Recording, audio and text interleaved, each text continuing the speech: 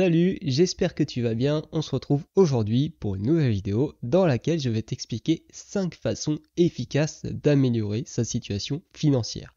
Tu vas pouvoir, dès la fin de cette vidéo, mettre en application ce que je vais te dire et tu vas donc pouvoir améliorer ta situation financière dès aujourd'hui. Moi, c'est Maxime, l'expert de la gestion financière personnelle et aujourd'hui, je te parle de 5 astuces.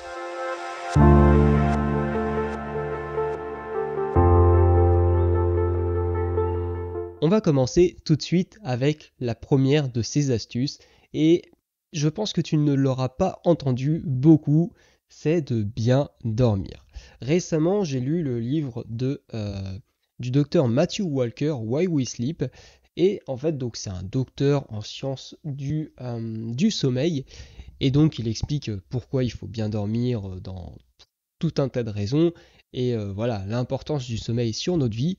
Mais il explique aussi que si on ne dort pas suffisamment, eh bien on va être plus enclin on va plus facilement céder à nos émotions. Donc si tu vas faire du shopping et que tu n'as pas bien dormi la veille, eh bien tu vas être plus enclin à acheter plus de vestes, de t-shirts ou je ne sais quoi. Mais voilà. Alors que si tu as bien dormi, eh bien tu vas pouvoir plus facilement te contrôler. La deuxième raison pour laquelle il faut bien dormir, c'est parce qu'en fait, quand on dort pas suffisamment, eh bien on va manger plus. Et donc, on va manger plus, on va pas forcément, on va prendre un peu de poids. Et si on va à l'extrême, le fait d'être en surpoids va faire que tu vas moins bien dormir. Donc tu vas rentrer dans un cercle vicieux. Tu vas moins bien dormir, donc tu vas manger plus, donc tu vas prendre du poids, donc tu vas encore moins bien dormir, etc. Quand je te parle de suffisamment de sommeil, l'être humain doit dormir 8 à 9 heures par nuit. C'est pas 8 à 9 heures couché, c'est vraiment 8 à 9 heures endormi. La deuxième façon d'améliorer sa situation financière, c'est tout simplement de faire un budget. Le budget, c'est tous les débuts de mois ou les fins de mois, tu vas prévoir combien tu vas gagner, comment tu vas gagner cet argent et qu'est-ce que tu vas en faire. Tu essayes d'être le plus précis possible, même si les 2-3 premiers mois, ton budget sera complètement à côté de la plaque, parce que justement, on ne sait pas vraiment en fait combien on gagne et comment on le dépense, on dépense notre argent.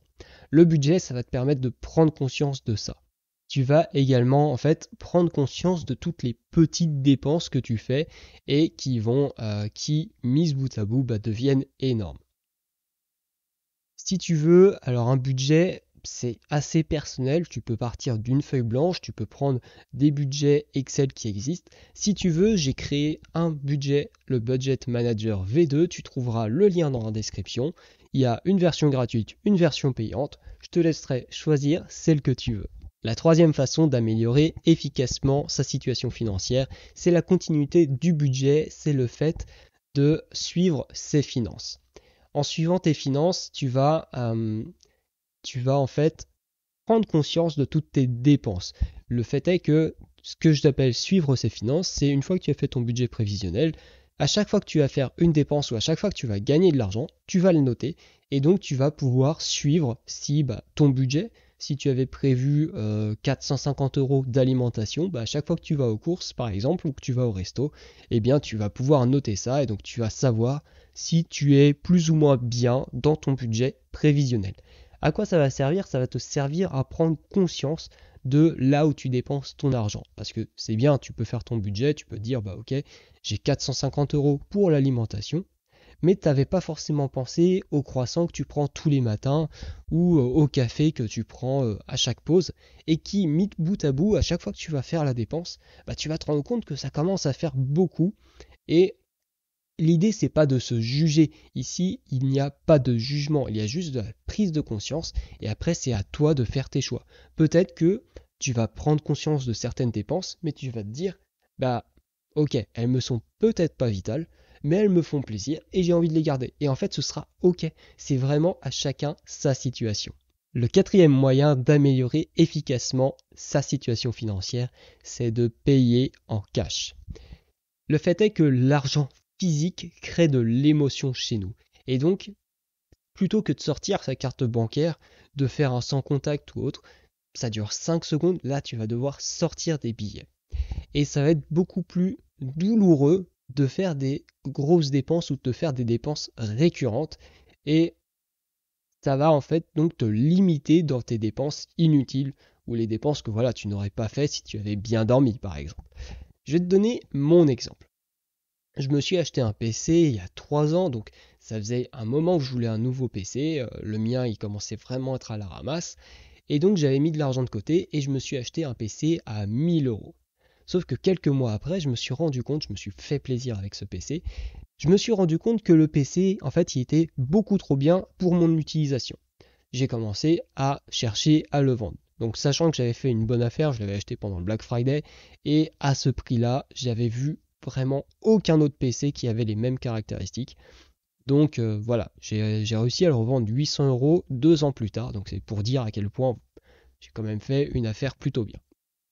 Mais maintenant, imagine si j'avais sorti ces 1000 euros en cash. Le fait est que j'ai vendu quelques objets il y a pas longtemps et donc j'ai un peu de cash ici. Et là, dans ma main, il y a à peu près 600 euros en billets. Est-ce que tu crois vraiment que j'aurais dépensé le double de ça pour m'acheter mon PC à 1000 euros? Je pense que j'y aurais réfléchi un peu plus longtemps. Et donc, voilà, c'est ce que j'ai fait en fait. Donc j'ai revendu mon PC et quand je me suis acheté mon nouveau PC que j'ai actuellement, qui est sous mes yeux, je l'ai payé donc 600 euros et c'est ce à quoi j'ai réfléchi. Je me suis dit, ok, qu'est-ce que j'ai vraiment besoin et est-ce que je serais prêt à mettre ce prix, 600 euros, si je payais en cash? Donc j'ai vraiment imaginé faire la transaction avec de l'argent physique. Comme ça, en fait, j'étais sûr que mon PC, c'était un PC utile et pas un PC loisir. Sachant que je l'utilise pour le travail, en fait. Donc au niveau des loisirs, bon, je l'utilise pas beaucoup pour les loisirs. Donc c'est pour ça que pour moi, ça, c'était vraiment le côté utile et pas le côté j'ai envie de me faire plaisir qui comptait. Peut-être que pour toi, si pour un PC, ça peut être différent. Mais bref, voici mon histoire pour le PC. Donc la quatrième astuce, c'était de payer en cash le plus souvent possible. Le plus souvent possible et particulièrement pour tout ce qui va être shopping, pour tout ce qui va être voiture. Et voilà, les dépenses qui ne sont pas nécessaires et dans lesquelles on peut facilement en fait faire des travers. La cinquième astuce pour améliorer efficacement ses finances, c'est de se faire accompagner. Alors, le fait est que, en fait, comme je te l'ai dit, pour le budget que tu vas faire, tu vas te planter pendant les 2-3 premiers mois.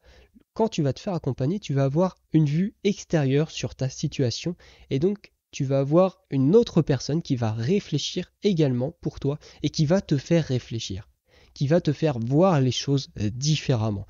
Et donc tu vas aller beaucoup plus vite avec en te faisant accompagner sur ta situation financière. Si tu veux, je te propose à 10 personnes seulement de t'aider gratuitement avec un appel de 30 minutes sur ta situation financière. Tu trouveras le lien pour cet appel dans la description. Donc voilà, c'est tout pour ces 5 astuces. Je te les récapitule. Dors bien, au moins 8 heures par nuit, entre 8 et 9 heures. Fais un budget prévisionnel chaque mois. Suis tes dépenses au fil du mois. J'ai oublié, payer en cash. Et la cinquième, te faire accompagner sur tes finances. C'était Maxime, l'expert de la gestion financière personnelle. N'oublie pas, si cette vidéo t'a plu, ça m'aiderait beaucoup que tu mettes un like, que tu commentes et que tu partages. N'oublie pas de t'abonner également. D'ailleurs, une petite astuce bonus, si jamais tu lis beaucoup de livres ou voilà que tu veux lire des livres, les liseuses, c'est hyper pratique. Ça prend pas de place, là il y a des centaines de livres là-dedans et les livres coûtent moins cher. Donc voilà la petite astuce bonus. Allez, salut, deviens maître de ton argent.